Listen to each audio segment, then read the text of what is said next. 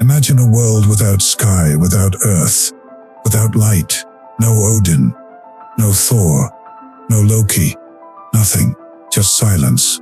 A darkness so deep and endless that even the word nothing doesn't do it justice. This is where Norse mythology begins. Not with a heroic god or a divine act of creation, but with brutality, chaos, and a level of cosmic violence that makes Greek mythology look tame. The Norse didn't imagine a peaceful beginning. Their universe was born out of conflict, out of fire and ice smashing together inside an infinite emptiness they called Ginnungagap, the yawning abyss. Before the Vikings sailed across the North Atlantic, before warriors raised their swords to the sky and prayed for a glorious afterlife in Valhalla, the very cosmos itself was forged in a collision of extreme forces. No order, no balance, only raw, uncontrollable power waiting to explode into existence. And that's exactly what happened. In this story, we'll follow the Norse universe from its very first spark, when fire and frost collided, to the rise of the gods, the shaping of mankind, and finally, the apocalyptic inferno destined to end it all. Ragnarok. This isn't just mythology. This is the Norse worldview, a cycle of creation and destruction, of glory and doom, of gods who knew their fate and marched toward it anyway. So get ready, because from here on out, we're diving deep into the origin of the cosmos, the birth of the giants, the rise of Odin, and the legendary final battle that will set the universe ablaze. This is how the Norse universe began. Before anything had shape, before any god even had a name, there was only Ginnungagap, the primordial void. Try to imagine it. A space without direction. No up, no down, no warmth, no cold, no sound, no movement. Just an endless, silent chasm stretching into infinity. This wasn't darkness. Darkness still has meaning. Ginnungagap was absence. A place where time didn't flow and nothingness ruled as the only force in existence. But even nothingness cannot last forever. At the far southern edge of this empty void, the first spark of existence began to glow. This was Muspelheim, a realm of pure living fire. Not the fire you find in a camp or a forge, but a cosmic blaze so intense, so violent, that it could melt reality itself. It was wild, chaotic, and always hungry. And in the heart of this fiery world stood one being, Surtur, the fire giant. His blade burned brighter than 1,000 suns, and his presence alone could ignite worlds. Muspelheim wasn't just his home. It was the extension of his very essence, a realm that existed to burn, consume, and eventually destroy. On the opposite side of Ginnungagap, far to the north, lay the perfect counterbalance, Niflheim. Where Muspelheim was fire, Niflheim was ice. Where one was chaos, the other was stillness. Niflheim was a frozen wasteland, wrapped in eternal fog, filled with poisonous frost winds and icy storms. At its core bubbled Ymir, the primordial spring from which countless rivers of freezing water poured into the abyss. These rivers didn't flow quietly. They hissed, they cracked, they carried the chill of death itself. For ages, Muspelheim and Niflheim sat on opposite ends of creation, two forces that could never coexist, but could never fully escape each other either. And between them, the empty Ginnungagap began to change. The icy winds of Niflheim drifted southward into the abyss. The flaming sparks of Muspelheim drifted northward into the void. And for the first time in all existence, fire met ice. Not gently, not peacefully, but in a violent collision that shattered the silence of eternity. As the frost melted under the scorching heat, steam swirled through Ginnungagap, twisting and curling like the breath of a newborn universe. The melting ice dripped and cracked, and from those drops, from that fusion of impossible opposites, the spark of creation was born. Ginnungagap was no longer empty. It had become the cradle of something new, something alive. And this moment would lead to the birth of the first living beings, and eventually to the rise of the gods themselves. The universe had taken its first breath. From the endless emptiness of Ginnungagap, something incredible happened. As the scorching winds of Muspelheim blew across the abyss, they clashed with the freezing mists of Niflheim. And in that collision, fire meeting ice, heat meeting cold, the frost began to melt. Out of those dripping ancient drops, life emerged. It wasn't a hero. It wasn't a god. It was Ymir, the very first Jotun, or frost giant, a towering, monstrous being whose existence alone was a shock to the void. Ymir wasn't born. He formed, his massive body shaping itself from melting ice, like an unwanted miracle, and everything about him was strange, alien, deeply unnatural. Because Ymir didn't reproduce the way mortals, or even the gods would, life poured out of him in the most bizarre ways imaginable. As he slept, his armpits began to sweat, and from that sweat, two new beings formed, a man and a woman of the frost giant race, and from the rubbing of his colossal feet, yes, his feet, another offspring emerged. Ymir was a walking factory of life, raw and uncontrolled. He was the ancestor of every giant that would ever exist, and the first threat to every god that would ever rise. But Ymir wasn't the only creature born from the melting ice. As more frost dissolved in the warmth, another being appeared, Ormla, the cosmic cow. She was enormous, gentle, and ancient, an impossible creature with rivers of nourishing milk flowing from her four great teats. And this milk became Ymir's lifeline. Without it, the giant would have perished before the story even truly began. But Ormla had her own purpose. Hungry, she began licking the salty ice blocks around her. Day after day, she carved deeper into the frozen mass, and something started to appear underneath. On the first day, a single strand of hair. On the second, a whole head. On the third day, an entire being emerged from the ice. This was Buri, the first of the gods, tall, powerful, and radiant. He was the ancestor of the divine race that would soon rule the cosmos. Buri eventually had a son named Bor, who married a giantess named Bestla, a daughter of Ymir Sip's own kin. And from this union came three brothers whose names would echo through eternity: Odin, the seeker of wisdom; Vili, the spirit of will; Vili, the keeper of sacred order. These three would rise above giants and gods alike. They would become the architects of the universe. They would reshape everything that existed. But for now, before the wars, before the creation of humans, three young gods stood in a universe still ruled by the monstrous giant who came before them. And they knew that Ymir's existence was a threat to all life yet to be born. A confrontation was inevitable, and it would be bloody. The three brothers, Odin, Vili, and Ve, grew up in a universe that was still young, raw, and unfinished. The void around them was vast, chaotic, and dominated by one overwhelming presence: Ymir. The ancient frost giant towered over everything. His body sprawled across Ginnungagap like a living mountain of ice and flesh. Wherever he breathed, more giants appeared. Wherever he slept, new monstrosities grew from his body. To Odin and his brothers, this wasn't creation. This was chaos.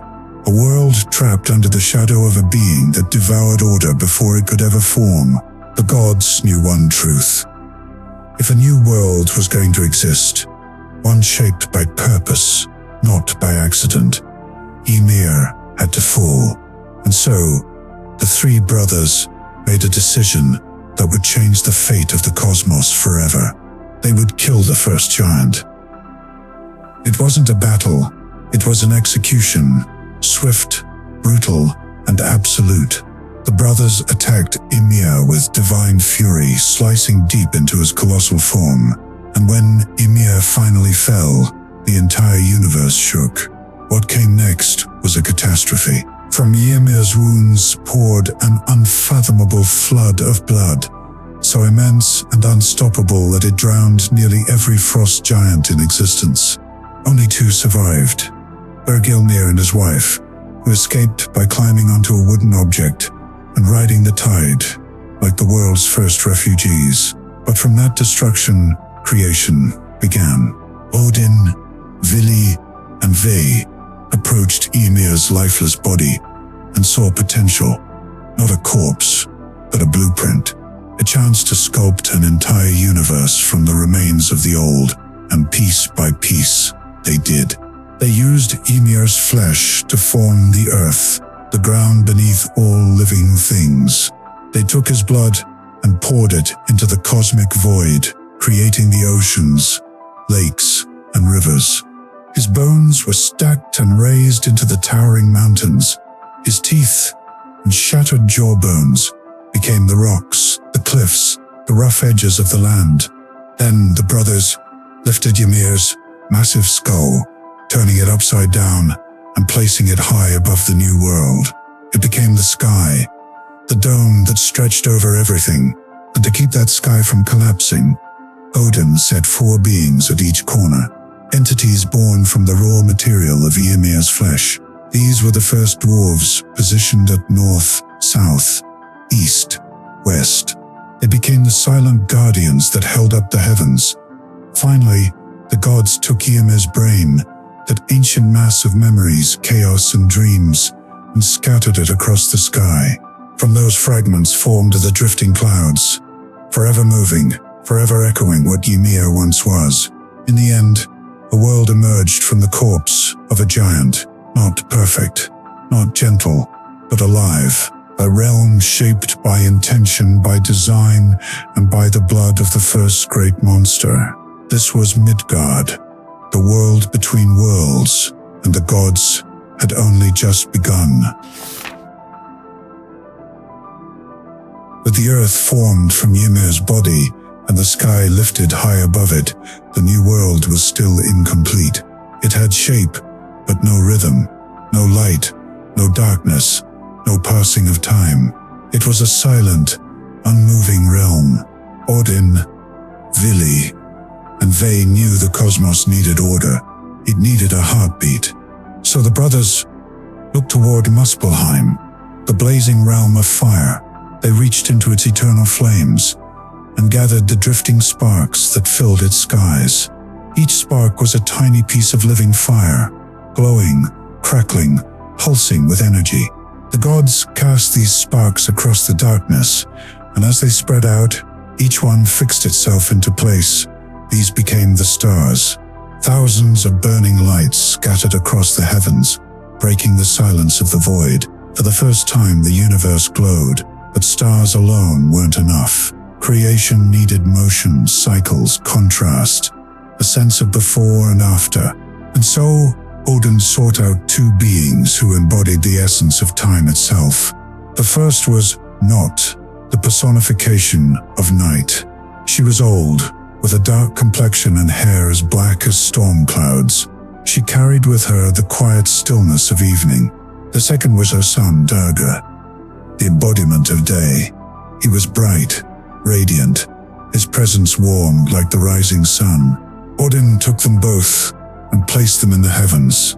To Not, he gave a magnificent horse named Hudimfaxi, whose mane dripped frost and whose gallop brought cool darkness wherever he rode. To Dagger, he gave Skinfaxi, a horse whose shining mane illuminated the sky, spreading daylight across the world. And with their endless ride across the heavens, night and day began a cycle that would govern the lives of gods, giants, and humans alike. But the greatest lights of all were yet to be placed. High in the sky, Odin set 2 celestial siblings, Sol, the radiant goddess of the sun, and Mani, the calm guardian of the moon. They did not move on their own. They were pulled in chariots, racing through the sky each day and night. But their journey was far from peaceful, for chasing them were two monstrous wolves, Skull, who pursued Sol, hungry to devour the sun, and Hati, who ran behind Mani, forever seeking to swallow the moon. Every sunrise was Sol outrunning Skull. Every nightfall was Mani slipping from Hati's jaws. These chases gave the heavens movement, tension, and danger, a daily reminder that even the sky was alive, always in motion, always at risk. And so through fire, motion, and mythic beasts, the gods shaped time, the flow of hours, the rhythm of life, and the eternal cycle of day and night. With the cosmos finally illuminated and time set into motion, the world was ready for the next chapter, the rise of life itself. With the heavens illuminated and time flowing through the cosmos, the gods turned their attention to something far greater, the structure of the universe itself. A single world was not enough. A single sky could not contain the vast forces now awakening. So the gods began shaping the cosmos into multiple layers, 9 distinct realms, each with its own purpose, its own inhabitants, and its own destiny. And at the center of all creation stood something truly magnificent, Yggdrasil, the world tree. A colossal ash tree, so massive that its branches stretched into eternity and its roots plunged deep into realms unseen. Yggdrasil wasn't just a symbol, it was the backbone of the universe, the living axis that held the 9 worlds together. 1. Asgard, a realm of strength and divine authority, perched high in the branches of Yggdrasil. This was the home of the Aesir, the warrior gods, including Odin, Thor, and Frigg. Powers of gold and shimmering halls filled the landscape, all connected by the mighty rainbow bridge, Bifrost. 2. Midgard, the world of humans, placed at the center of the tree, a realm protected by Odin and his brothers, encircled by a great ocean where the world serpent Jormungandr would one day lurk. 3. Alfheim, a luminous realm of light, elves, beings of beauty, harmony, and magic.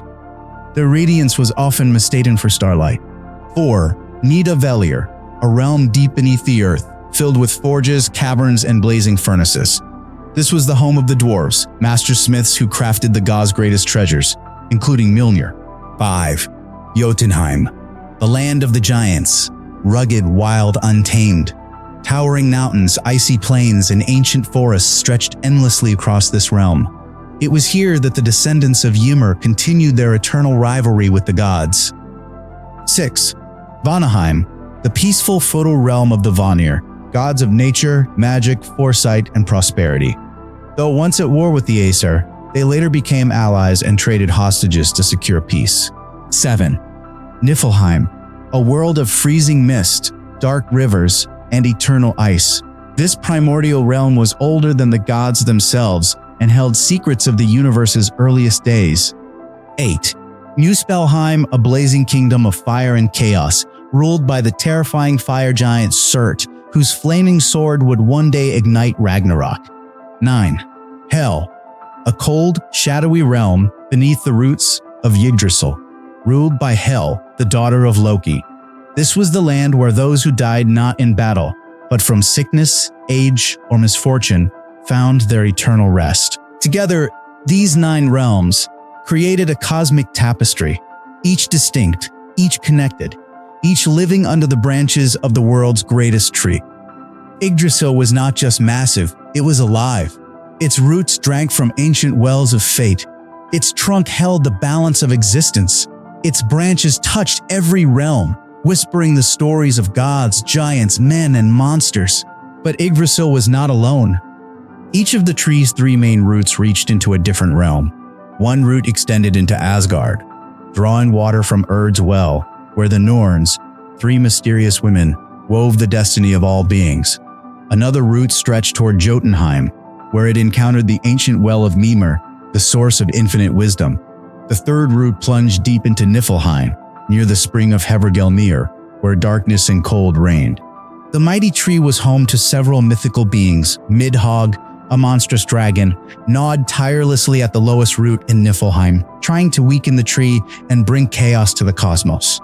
At the top of Yggdrasil, a powerful eagle perched, watching over the 9 realms with eyes sharper than any god's. And racing up and down the trunk, acting as the world's most chaotic messenger, was Ratatoskra, a mischievous squirrel who carried insults back and forth between the eagle above and Midhogg below, enjoying the chaos he stirred. Despite these threats, Yggdrasil stood firm, a living symbol of balance, growth, and the fragile harmony that held the universe together. But harmony never lasts forever in Norse mythology. The roots trembled, the branches creaked, and deep beneath the tree, the dragon waited. Ahead lay destiny and the storm of Ragnarok. Long before he became the one-eyed ruler of the gods, long before his name echoed across battlefields and prayer halls, Odin was simply a seeker, a wanderer, a god who understood one terrifying truth about the universe.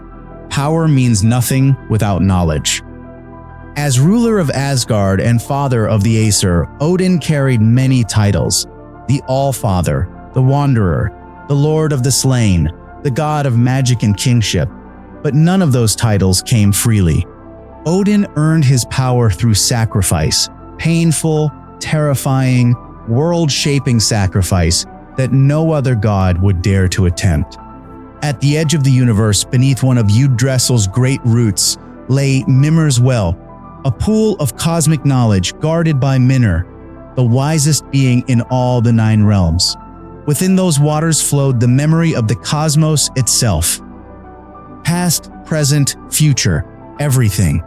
Odin wanted that knowledge. No, he needed it. Because he knew something the other gods refused to accept. The end of the world was coming. Ragnarok wasn't a myth, it was destiny. So Odin approached the well and asked for a single drink. But Mimir refused. Wisdom costs, sometimes more than a god can bear.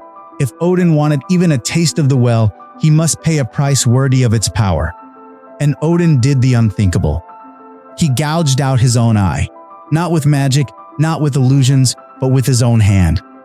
He dropped the eye into the well, where it sank to the bottom, a permanent offering, a reminder that knowledge demands sacrifice. In return, Odin drank deeply from Mimir's will, and his mind exploded open. He saw visions of the past. He saw every corner of the 9 realms. He saw the future, the fire, the destruction, the deaths of gods. He saw Ragnarok, and from that moment on, he prepared for it. But even cosmic knowledge wasn't enough. Odin sought deeper wisdom, knowledge of magic, fate, and the hidden language of the universe. To gain this, he performed a second, far more brutal sacrifice. He approached the great ash tree, Yggdrasil, and made a vow that chilled even the other gods. He would sacrifice himself to himself.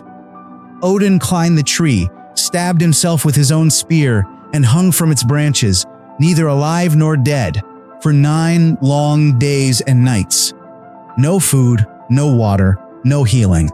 Only pain, wind, and the whispers of the cosmos. The universe watched silently as the All-Father suffered. On the 9th night, just as his spirit hovered at the edge of death, something shifted. Odin gazed downward and saw shapes, symbols, ancient markings glowing through the darkness below him. The runes. The hidden language of magic, fate, and creation itself. In that moment, the runes rose up, revealing their secrets, their power, and Odin seized them. He fell from the tree, wounded but transformed. He had gained the magic of the runes, knowledge that could heal, break curses, bend fate, and command the unseen forces of the universe. This made him not just a king of gods, but something more, a guardian of wisdom, a manipulator of destiny. From his sacrifices, Odin learned a truth he could never escape. Ragnarok was inevitable. No prayer could stop it. No magic could erase it. The gods would die. The world would burn, and a new age would rise from the ashes. So Odin dedicated the rest of his existence to preparation. He trained warriors in Valhalla, an army of the dead, to fight at his side. He traveled across realms in disguise, gathering secrets, forging alliances, and learning every possible advantage. He watched the movements of giants, monsters, and even his own children. Knowing many would betray him, he armed the gods with wisdom, runes, and relics, forged for the final battle. The All-Father did not fear death. He feared failure, because the fate of gods, humans, giants, and all 9 realms rested on his shoulders. Odin was not simply the ruler of Asgard, he was the last hope of the cosmos. A god who gave up an eye, a god who gave up his body, all to stand ready for the day the sky cracks open and the fire of Muspelheim sweeps across the world. With the 9 realms settled into place and the heavens moving in their eternal rhythm, the world still lacked something essential, a being who could observe creation, shape its stories, and carry its legacy forward. The gods had built realms for giants, elves, dwarves, spirits, and themselves. But there was no one who could walk the earth with curiosity. No one who could build, dream, fear, love, or hope. The gods wanted life that could grow. And so, Odin and his brothers, Vili and Ve, descended into Midgard. They walked along the seashore where the waves lapped softly at the sand, carrying bits of broken branches and driftwood from faraway places. Among the debris, 2 pieces of wood lay caught in the tide. Simple, unremarkable, worn smooth by the ocean. But Odin saw potential. He approached the driftwood, knelt down, and placed his hand upon the pieces. This, he said, is where the story of mankind begins. The birth of Ask and Embla. The 3 brothers gathered around the driftwood and breathed life into it, each contributing a gift that would define the human race for all eternity. Odin gave the first gift, life. He breathed a divine spark into the wood, turning it warm, making it pulse with energy. The driftwood began to take form, limbs, skin, a heartbeat. Vili gave the second gift, intellect.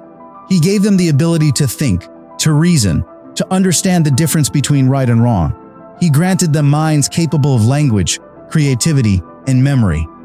V gave the third gift, the senses and emotions, sight, hearing, taste, touch, smell, but also joy, sorrow, desire, fear, curiosity, love. When the gifts were complete, the 2 figures rose to their feet, a man and a woman. Ask and Embla, the first humans, not gods, not giants, but something entirely their own. They were fragile compared to the beings of the other realms.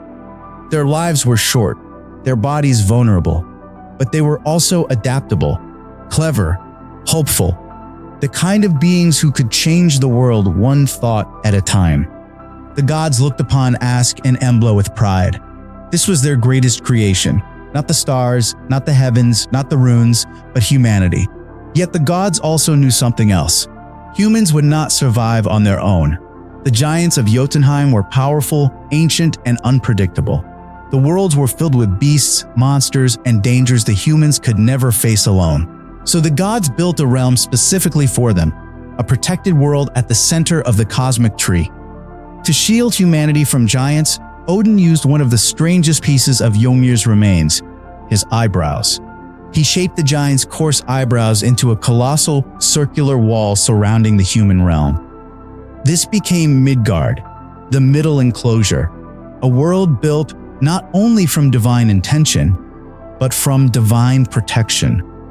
Midgard became the home of Ask and Embla, a place where they could farm, build homes, raise families, and create their own societies.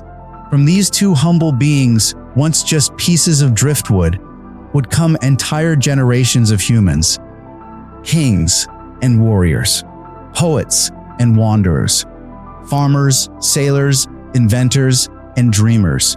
Humanity, fragile yet fearless, would fill the world with stories that even the gods would watch with fascination.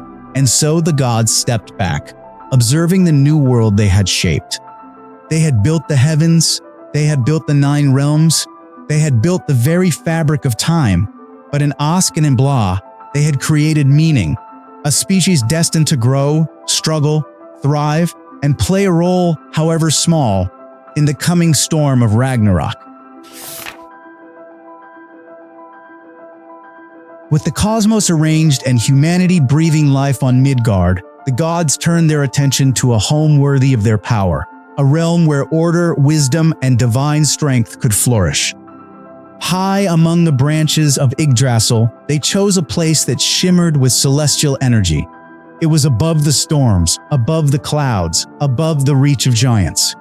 This realm became Asgard, the shining stronghold of the Aesir.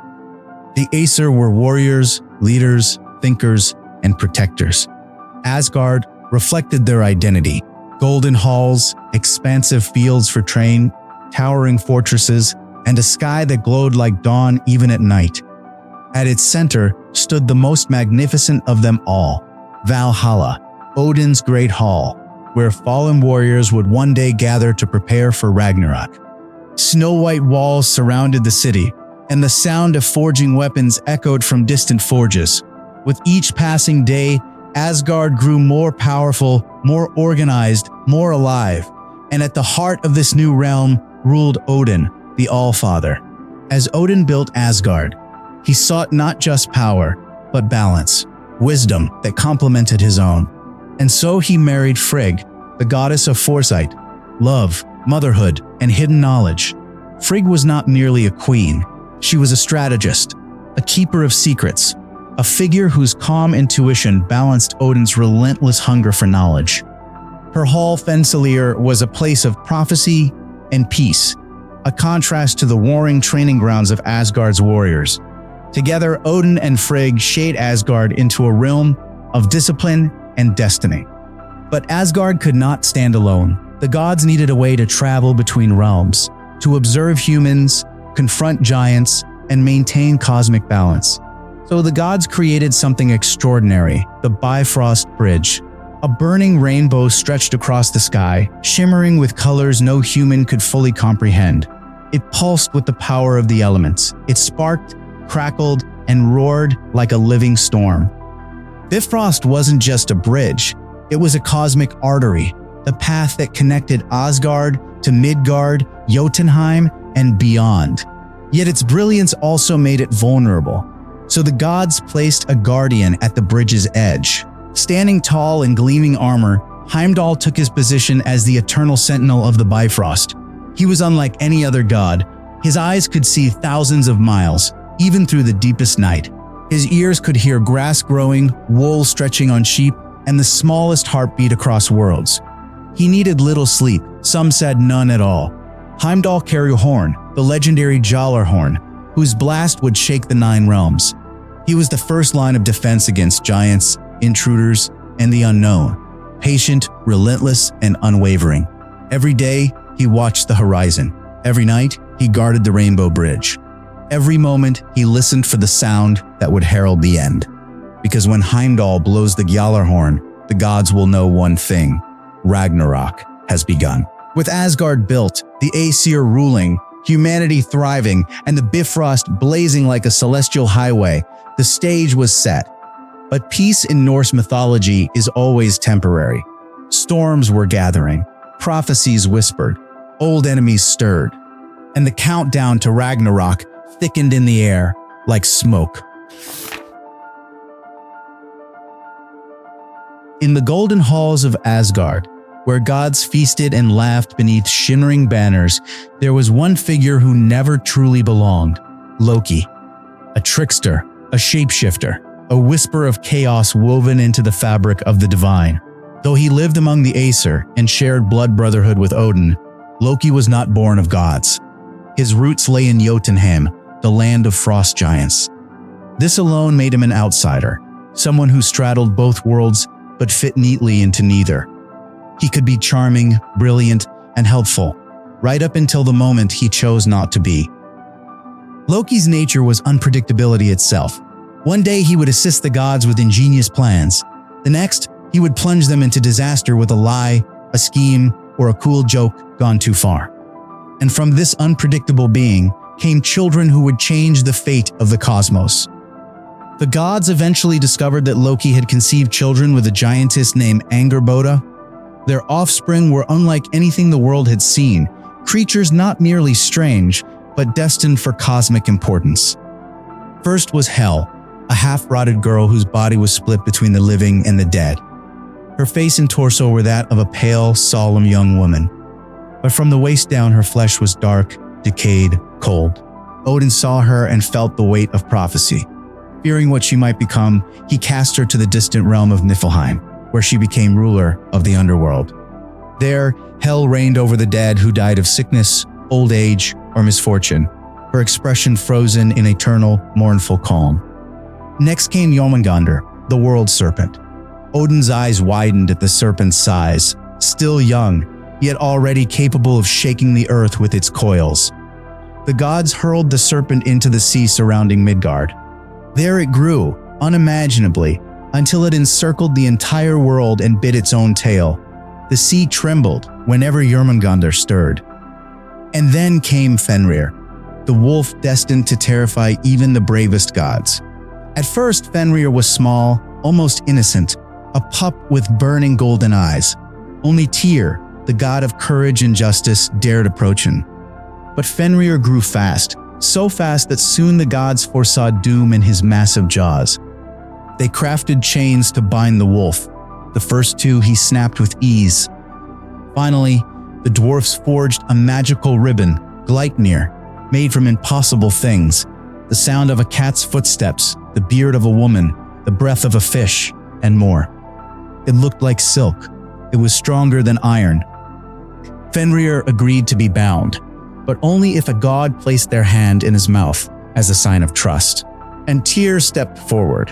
When Fenrir realized he had been tricked, he bit down, severing Tyr's hand.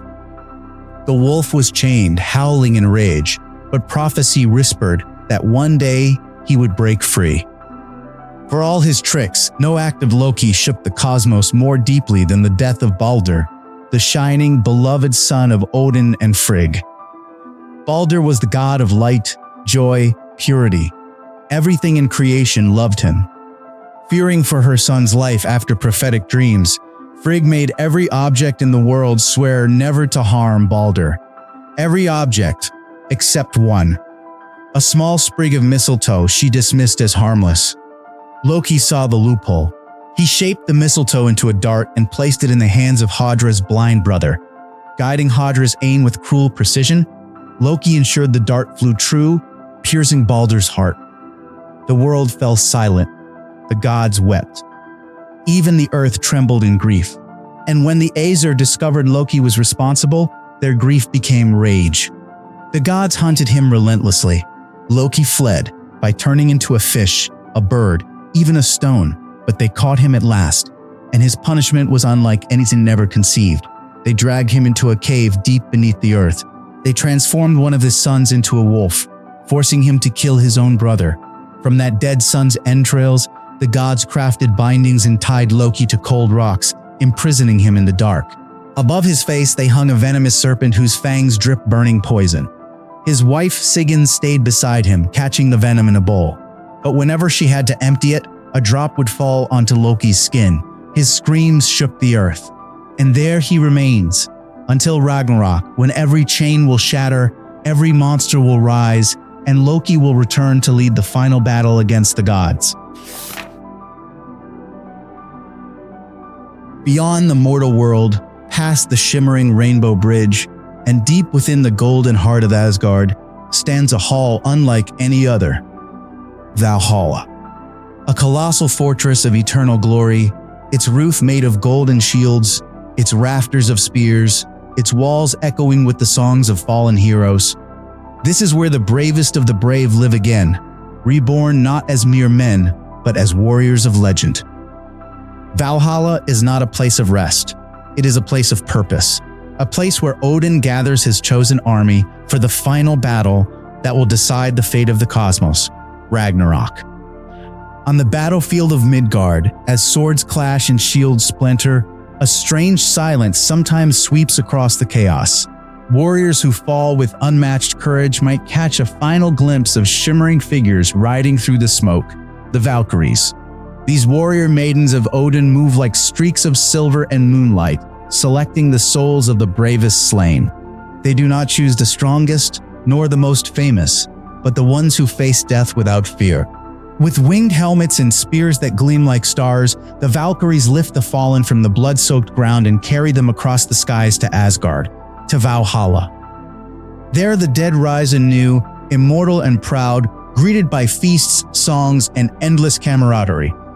Those chosen by the Valkyries become the Einherjar, Odin's elite warriors, and Valhalla becomes their battlefield.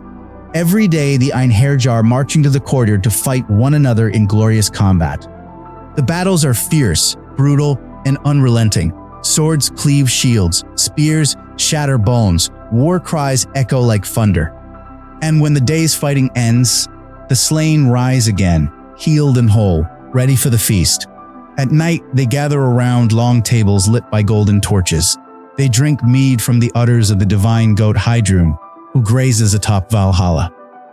They feast on the endless meat of the magical boar Ymir, who is cooked every night and reborn every morning. But beneath the laughter and revelry lies a quiet understanding. This is all preparation, a sharpened army waiting through a prophecy they cannot change. When Ragnarok comes, the Einherjar will march beside Odin into the final battle. Inside Valhalla, Odin rarely sits alone. At his feet rest his two loyal wolves, Geri and Freki. They are silent shadows, guardians of the All-Father, symbols of his ancient, untamed power. Odin seldom eats. He gives his food to the wolves instead. His nourishment comes from something far greater, knowledge. Perched on his shoulders are his ravens, Hugin thought and Munin memory. Every morning they fly across the 9 realms, watching, listening, gathering secrets both mortal and divine. At night they return to Odin's throne and whisper everything they've seen into his ears. Through them, Odin sees the world. Through them, he senses the coming storm. Together, Odin, his wolves, his ravens, and the Einherjar, they form the greatest army ever assembled in Norse mythology. An army waiting for a single moment, when the horn of Heimdall will sound. The sky will split open, and Ragnarok will begin. For ages, the gods knew the truth. The world would not end in silence. It would not fade gently into darkness. Instead, the end would arrive with violence, chaos, and betrayal. A series of cataclysmic signs written into prophecy long before the first human ever walked the earth. This is how it begins. The first sign of Ragnarok isn't fire, ice, or monsters. It's something far more human. The prophecies speak of an age when the bonds of society will rot away, a time when honor disappears, when loyalty collapses, and when the sacred ties of family are torn apart. Brothers will raise their blades against brothers. Children will betray their parents. Friends will become enemies. Greed, violence, and deceit will spread like a plague. The world will no longer feel recognizable, not because of gods or giants, but because humans themselves will lose their way. This moral decay becomes the spark that lights the fuse. Then comes a darkness that the world has never known. Fimbul winter. It begins with a sudden drop in temperature, winds howling with a ferocity that cuts through bone, snow falling endlessly from a sky as gray as mourning cloth. Winter arrives and refuses to leave. A single winter becomes the first of 3 unbroken years of ice and storm. No spring, no summer, no relief. The sun offers no warmth. The crops fail, animals die, people freeze, starve, and fight for whatever remains. Civilization collapses beneath the weight of endless cold. Humanity suffers, splinters, and shrinks. And as the world weakens, darker forces stir in the shadows. But the gods know Fimbul winter is only the beginning. For ages, 2 celestial wolves, Skull and Hati, have chased the sun, Sol and Moon Mani, across the sky. Every sunrise is a near escape. Every nightfall, a narrow victory. But during Ragnarok, their hunt finally ends. With a thunderous leap, Skull catches Sol. The sky erupts as the wolf's jaws snap shut around the blazing sun. Light vanishes in an instant. Moments later, Hati catches Mani. The moon is swallowed whole, and night consumes everything. Day and night collapse. The sky becomes a void. Stars lose their light. The world is plunged into an eternal twilight, a dark stage set for the coming war. With the sun gone and the world shrouded in cold darkness, the earth begins to quake, softly at first, then violently enough to crack mountains open like eggshells. These earthquakes are not natural disasters. They are warnings. They signal that ancient prisoners are waking. From the depths of the oceans, the world's serpent Jormungand stirs. Its coils unwind, disturbing seas, swallowing coastlines, and poisoning the sky with venom. In the underworld, the ground splits open as Hel, ruler of the dead, prepares her armies, legions of lost souls ready to march. And in chains forged by the gods themselves, the monstrous wolf Fenrir struggles. Every tremor weakens the bonds around him. Every quake is another step toward freedom. Finally, with a roar that splits the world in two, Fenrir breaks loose, shaking off his shackles and preparing to hunt the gods who imprisoned him. And far away, in the shadows of a dark cave, another figure smiles.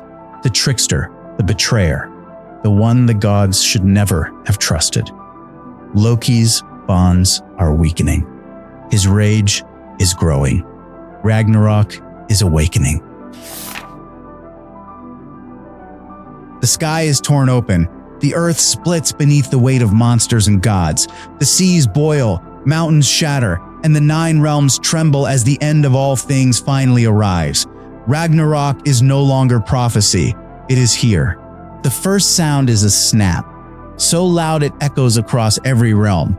Fenrir, the colossal wolf bound since the dawn of time, finally shatters his chains. With jaws that can swallow the sky, he howls in fury, shaking Asgard itself.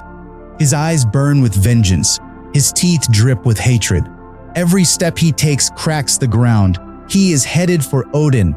From the depths of the ocean, the world's serpent Jormungand rises. Its massive coils break the surface, creating waves the size of mountains. Poison gushes from its fangs, spilling into the oceans, into the air, into the clouds, spreading death with every breath. Thunder rumbles in the distance. Thor is coming. A cold wind blows across a shadowed sea. From the horizon, a monstrous ship approaches, its hull made entirely of the nails of the dead, Naglfar. It creaks under the weight of an army of lost souls, warriors who died without honor. At its helm stands Loki, newly freed from his ancient punishment. His eyes are wild. His smile is razor sharp. He commands the giants, the dead, and creatures of nightmare. Loki is no longer a trickster. He is a general of chaos. Then the sky turns red. A wave of heat sweeps across the realms as Surt, Lord of Muspelheim, marches toward Asgard. Behind him tower the fire giants, colossal beings of living flame. In Surt's hand burns a sword brighter than the sun, a weapon destined to end the world in fire. The Bifrost bridge, glowing in rainbow light, cracks under their weight. Then it shatters. The gods' final connection to the realms is destroyed in an explosion of sparks and flame.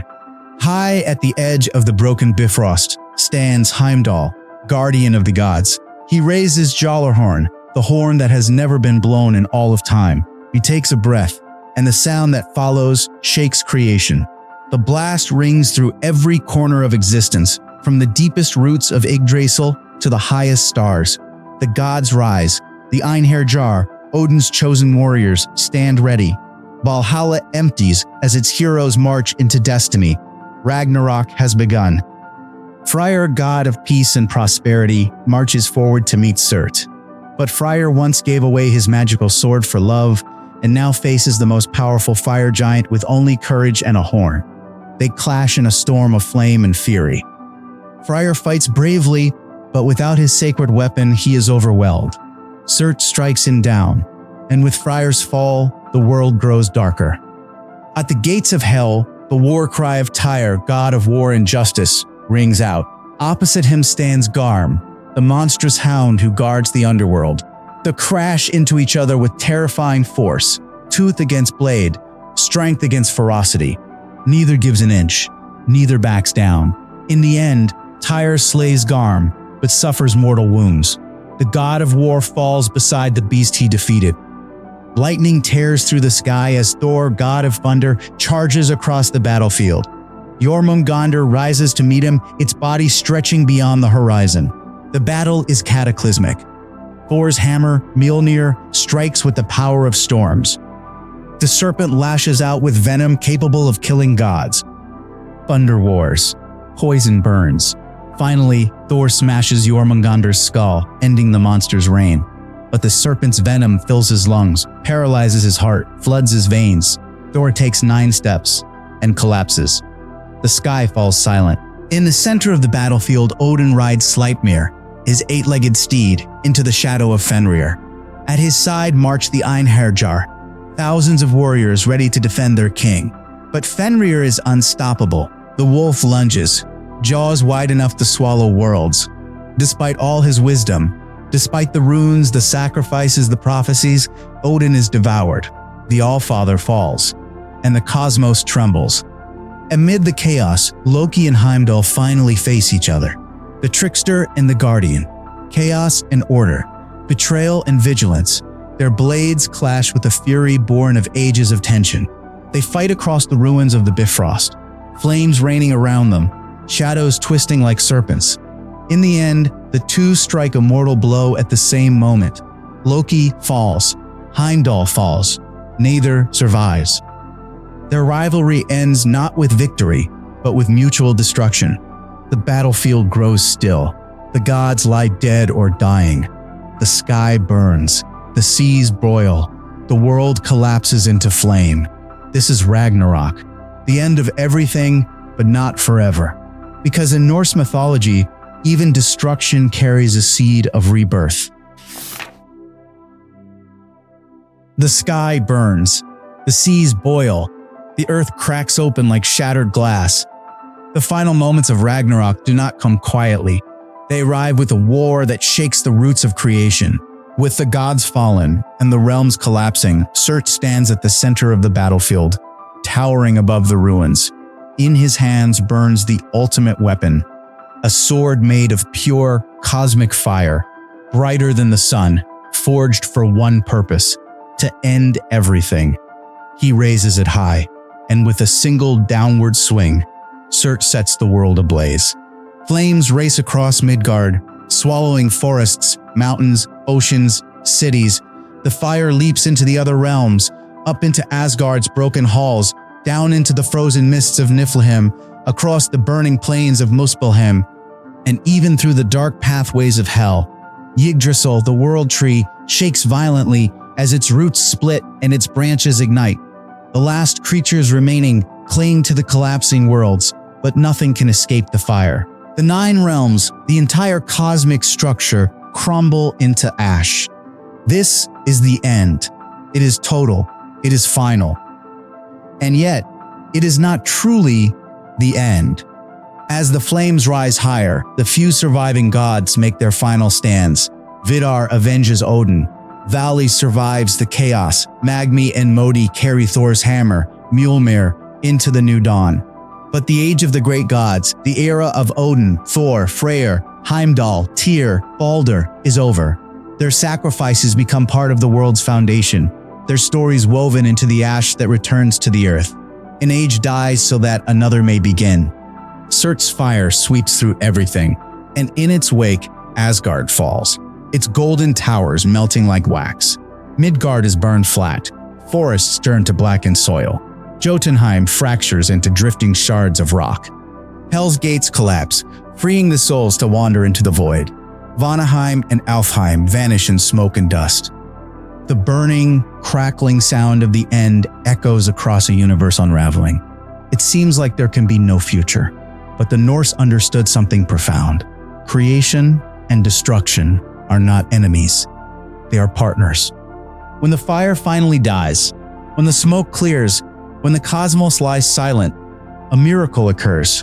From the charred hollow of Yggdrasil, the world tree that survived even the flames, 2 small figures emerge. Lif and Lifdrasir, a man and a woman, Humanity's spark. They had hidden in the tree's sacred trunk, nourished by its dew, protected by its ancient magic. Now they step out into a quiet, reborn world. The rivers flow again. The sun rises, reborn after the wolves devoured it. The land turns green as life returns with gentle steps. Animals emerge. Plants grow. Skies clear. The world, once consumed by fire, begins anew, simpler, younger, untouched by the wars of gods and giants. From these two humans will come the next generations. From the surviving gods will rise a new pantheon. And from the ashes of the old world, a new world takes its first breath. The Norse believe that nothing truly ends.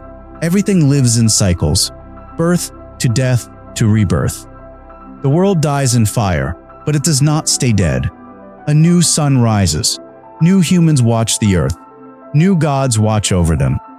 Ragnarok is not just a tragedy. It is a transformation. From the ashes of destruction comes the promise of renewal.